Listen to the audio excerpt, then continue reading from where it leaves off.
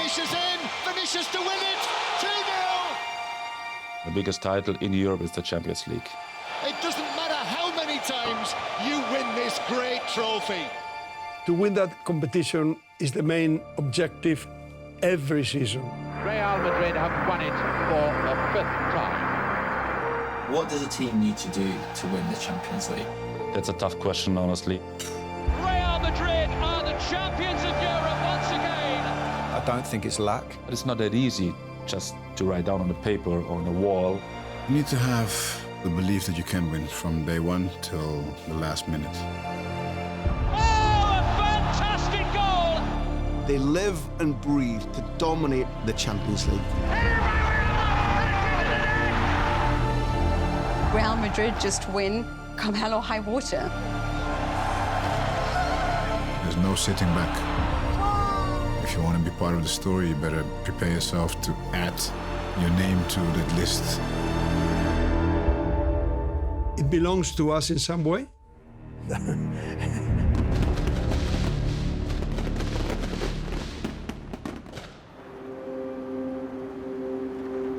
23-24 season was supposed to be, in theory, maybe something of a transition period.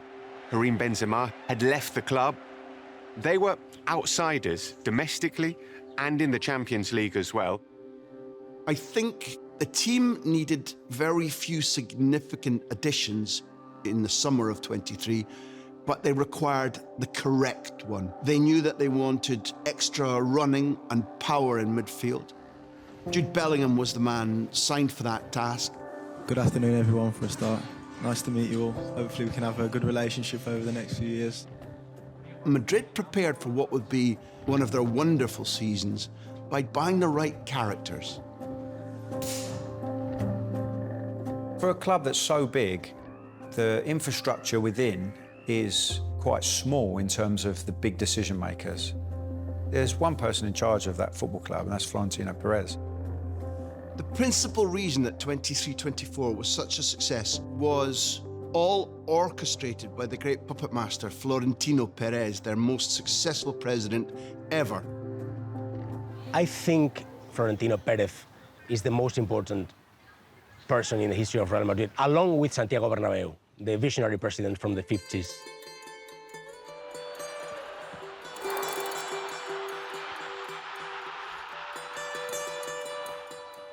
He created the European Cup.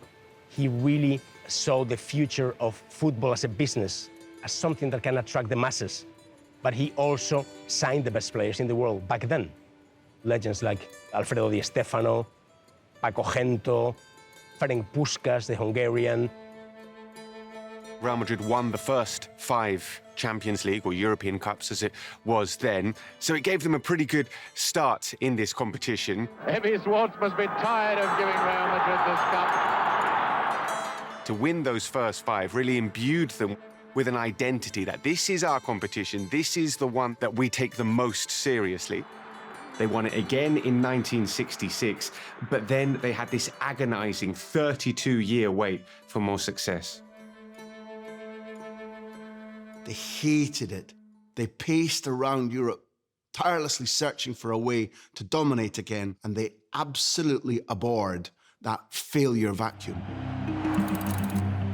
1998 was a catalytic moment for what was to come in the history of that club. Real Madrid conducted an absolutely brilliant transfer market haul. They signed Roberto Carlos, they signed Carranca, Davor Šuker. They even added the brilliant Clarence Seedorf. Okay, Chris, can you just give me a quick level? Okay, boys, when you're ready. When I went to the club, we had like 9 new players in the first 11. It was like putting together a puzzle. When we went into Europe, it was very clear that despite all the years that Madrid didn't win, the respect that there was for the club was incredible. Juventus was the team to beat. We were underdogs. Juventus was in a great moment with Zidane as the star.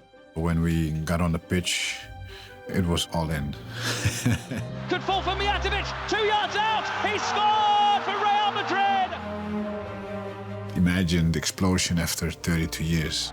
Real Madrid are the European Cup winners in 1998. That was craziness, like madness. The character of the team was so fundamental, and I think there was always some kind of magic happening, that strong inner belief that we could win. That victory against Juventus was crucial in the history of the club. La Settima, they call it. This is the moment that we're going to change things around. This is the moment we're going to put Madrid back on top. It changed the club's confidence. You simply need to look at the next 5 or 6 years and their dominance of Europe. Real Madrid winning 3 Champions League titles in 5 years between 1998 and 2002 kind of underlined the fact that this is their tournament. Real Madrid are the champions of Europe once again. Jude Bellingham hit the ground running as soon as he arrived. And it was incredible because you could already see that they had bought a star. To have somebody arriving in that culture without Spanish language, still very young, and powering the team forward with his goals and assists in crucial moments, Real Madrid and Jude Bellingham were made for one another. You need a good balance and a good mix between fresh, young, super motivated players. On the other hand, you need like experienced players who won a lot of trophies because they have the winning mentality. Modric and Kroos are 2 of the most impressive professionals that I ever worked with. The club had no rush to push out more experienced players. Having the freedom as a young player to just play your game and not have the responsibility to carry the team because you still have your main leaders there. I think Madrid as a club understood the value of that. Creating a dynasty requires people who will carry the message beyond the coach, beyond even a mighty president like Florentino Pérez.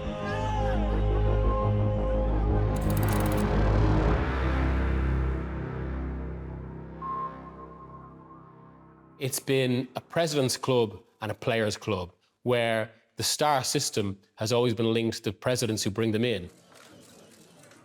To be the president is an honor, it's a privilege, it's also a great responsibility. When Pérez is planning his attempt to become Real Madrid president, he was poring over the Manchester United accounts because they're public at this point. It was a public limited company. Manchester United of the 90s became this commercial behemoth to become a hugely successful team. Pérez thought that a similar system at Madrid, you could go further. You could create a star system that just became a money machine all of its own. He saw players as movie stars. And this was, of course, a title that's now almost as famous as the name of Madrid itself, which is Galácticos. Those 3 years, we had the most incredible players together in a club. Zidane, Ronaldo, Figo, Beckham. When you saw that team, you thought that you could win with the names. Big mistake. Egos need to be contained. The Galáctico era was really exciting, but somehow there was the feeling that the signings were more important than winning. Work always be talent when talent doesn't work. And that was very, very clear what happened. There was clearly too much of an inclination to party, particularly the parties hosted by Ronaldo Nazario are famous and quite notorious. In theory, it's a great idea. Buy all the best players in the world and put them together in a team. In practice, it didn't really work, and the Galácticos is a project that is always deemed a failure. They didn't win enough trophies, and they didn't win the Champions League.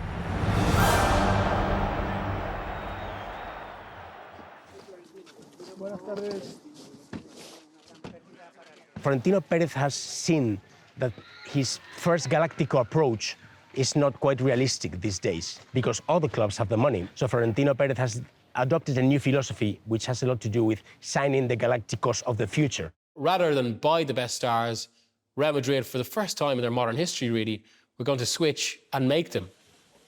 He set out a deliberate strategy of signing this brilliant talent spotter, Juni Calafat, and said to him, get me the best young footballers before anybody else knows about them, and sign them up and bring them to me. Vinny Jr. at the time when he was scouted and looked upon, he was already a leader in Flamengo, and big things were expected of him when he first arrived to Real Madrid.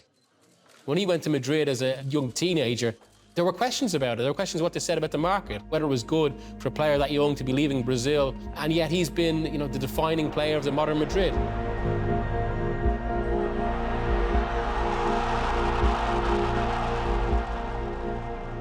They are recruiting younger, definitely, but I still think they'll always look at who the best players in the world are. It was really Bellingham that moved this policy onto another level.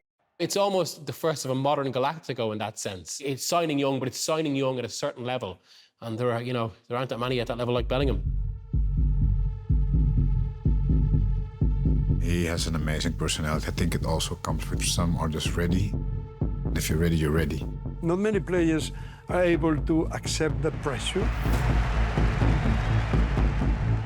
If you can deal with it, you're in the most amazing club in the world. I've seen many players here that didn't cope with it. I realized immediately, you have to win. Then there's that mythical side of the shirt. Real Madrid in the white shirt. That has been created by all those players over the years. I always loved the all-white. It wears heavy, of course. If you feel the weight, then maybe you're not the right person to wear the jersey. You have to bring something back to the shirt. You have to win.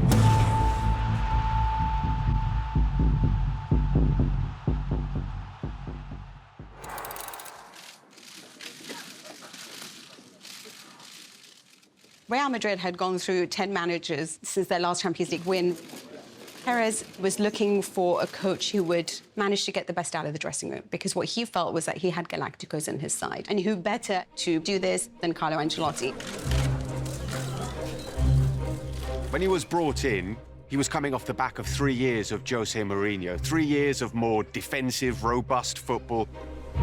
Ancelotti is the perfect figure for what the club are, which is basically someone that understands his position within that hierarchy, but also knows how to manage the personalities in the hierarchy. He's worked under some of the most challenging people in football, Roman Abramovich at Chelsea, Silvio Berlusconi at Milan, and Florentino Pérez at Real Madrid. Myself and Carlo flew from London to Madrid and he was going to sign his contract. We go to the boardroom. It's a massive, large, circular table in the middle of the room, and then a trophy cabinet that's along the side. And all you see is European Cups. So you sense the importance straight away of the European Cup is everything to this club. The key moment for Real Madrid in the last 10 years was the final of the 2014 Champions League. They were up against Atletico Madrid, their cross-city rivals. They hadn't won the Champions League for 12 years, the long-awaited La Décima. They were waiting for the 10th. It had become an obsession for Real Madrid. I remember going into the game, we had issues. What we're going to do in central midfield with Alonso not playing. We decided to go with Khedira, even though we knew there's no way he's going to play 90 minutes. I just came back in May, 5 months after broken my ACL. Every expert and doctor said, you need at least 8 months. Carlo said, you will play the Champions League final.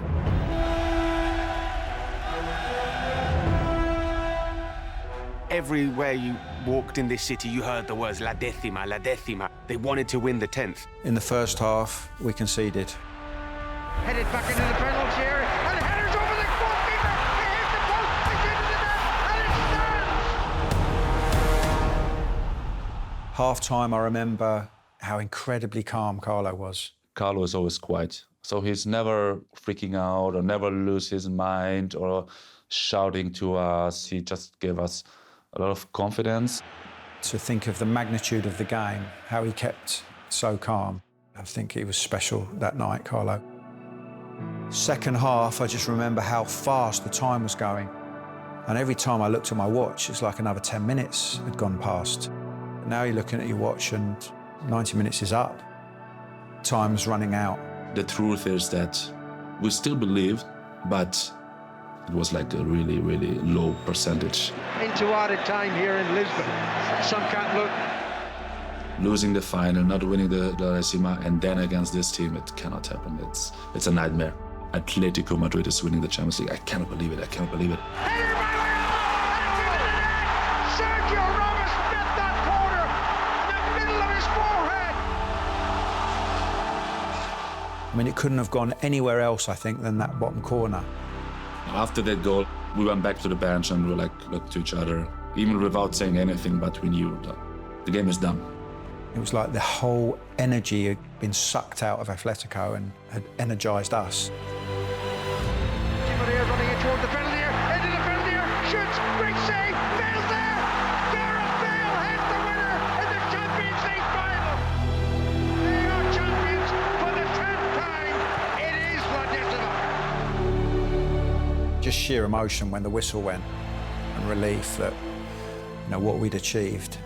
To win the big titles, you need this certain and special type of character and personality.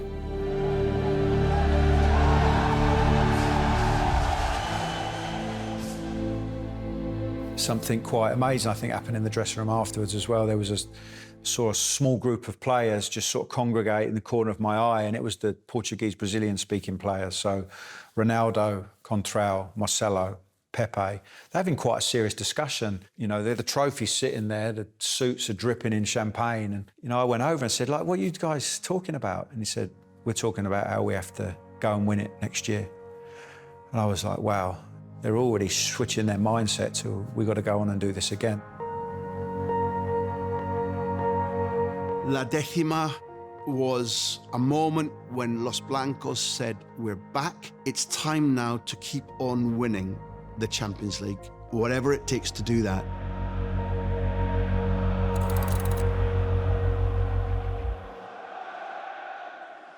Anybody who's watched Madrid closely over the last 30 years will fully understand that there's a common thread, which is we win however it comes. City were pummeling them. It genuinely looked as if Madrid couldn't hang on. And quite early on in the second half, they began to play for penalties. Unheard of for Real Madrid. Carlo Ancelotti masterminded that game against Manchester City because he respected the talent he had, and he respected in their ability to resolve situations. I could see they have that same commitment to his game plan, commitment to him as a person. It's about respect. The way that he deals with players, I think, is a massive, massive strength. It was through Juventus and then obviously at Milan where he realized how much human relationships matter. Carlo and I are good friends. His capacity to create that space, especially for creative players, I think that was what makes him special. But also in his moments of uncertainty, he would listen to ideas. It would be an open conversation. And that made us responsible for the result on the pitch as well. That's his superpower, is that ability to nurture this family environment where everyone feels important and everyone feels seen and heard. And players are happy to sacrifice for one another because they're all convinced of the strategy that they're about to implement. Antonio Rudiger with the score 3-3 in the shootout. And Real Madrid are through. They've knocked out the champions. And when you believe in a coach and you have faith in him and you think he will always protect you and be there for you, you're going to die for him. Zlatan Ibrahimovic famously said, Jose Mourinho knows how to treat a footballer, but Carlo Ancelotti knows how to treat a person.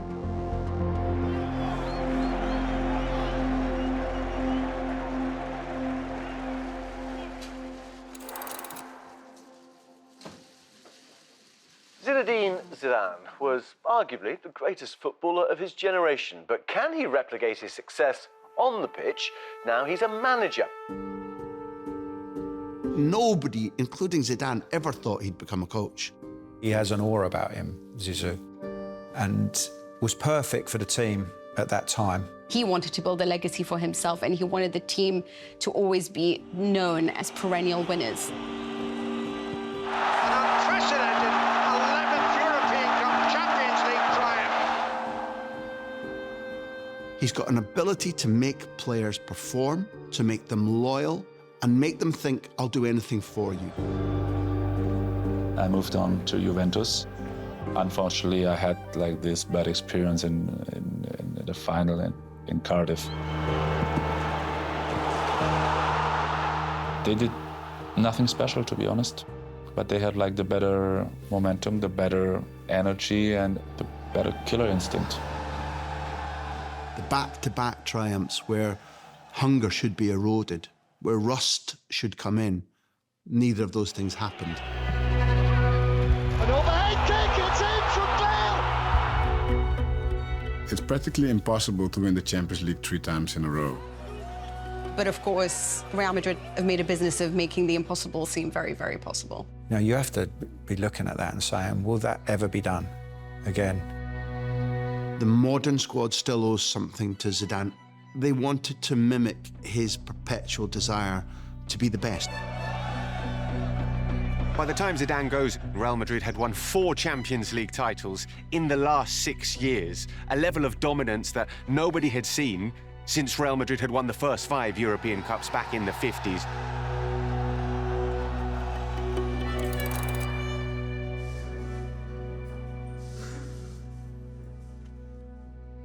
I don't think it was a big surprise that Carlo went back to Real Madrid. Florentino Pérez's need for Carlo Ancelotti is crystal clear and shown by the fact that there are very few times when he admits he's wrong and the president of Real Madrid goes back to somebody and says, I want you to come home again.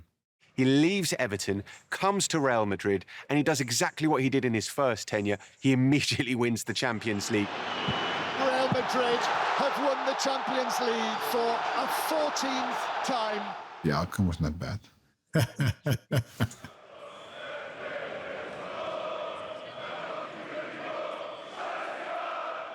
A lot said about European nights at the Bernabéu being special, being different, and they really, really are. It was the semi-final of the Champions League in 2024, and Madrid were playing Bayern Munich. It actually starts before you even get in the stadium. The streets are packed with fans, and they line the streets 10, 15 deep. It's so motivating for the players to see that. When people ask what is the Bernabéu effect, look at Real Madrid being on the ropes against Bayern Munich. They're losing, they're out, the clock is nearly at full time. Real Madrid have produced so many comebacks that the atmosphere in the stadium, particularly when Real Madrid are trailing, is really quite unique. And it's not like Anfield, it's not like Old Trafford, it's not like San Siro. It's almost like a perfect storm. It builds into a crescendo.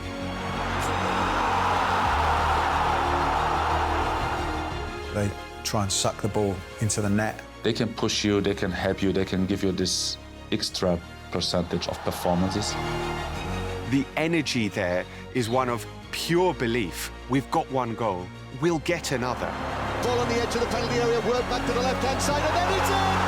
How many times do this club do this? Real Madrid just win come hell or high water. And Real Madrid are through. They've done it again. That is their legacy, that is their mentality. And the Bernabéu effect is the game's not over until the lights in the stadium are out and everybody's at home in their beds. Going into Wembley, Florentino Pérez would have been thinking one thought only: we're going to win. Borussia Dortmund is already having to come up against the biggest team in Europe, and yet Dortmund should have been leading in that game. And he's onto this. He's beat the offside trap. Courtois comes out, forces him wide, and then he couldn't get the shot in. When you get a chance to score against Madrid, make sure you score and make sure you can score 2 or 3. And not too early in the match, later.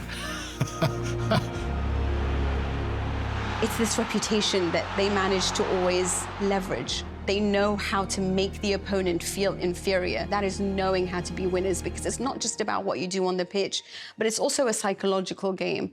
And when it comes to psychology, Real Madrid always win.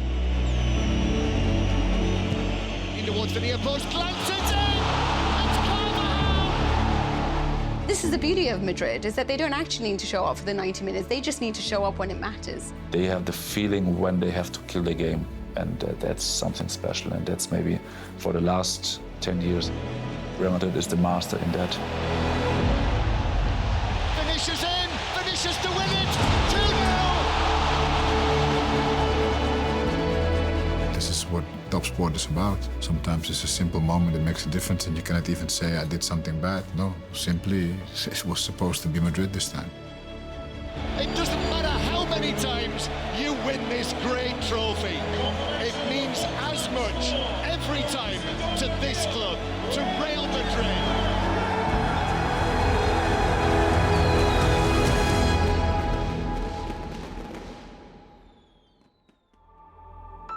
They have proved once again that they are the greatest club side in Europe and probably in the world. Real Madrid are still the #1 world force in football when it comes to lifting the big trophies, and will be for some years to come.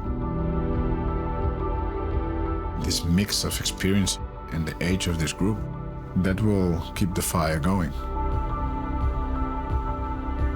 If you're regularly winning Champions Leagues, you are a commercial powerhouse. That's why winning Champions League is important, because you're the most relevant club in the game. You're the champion.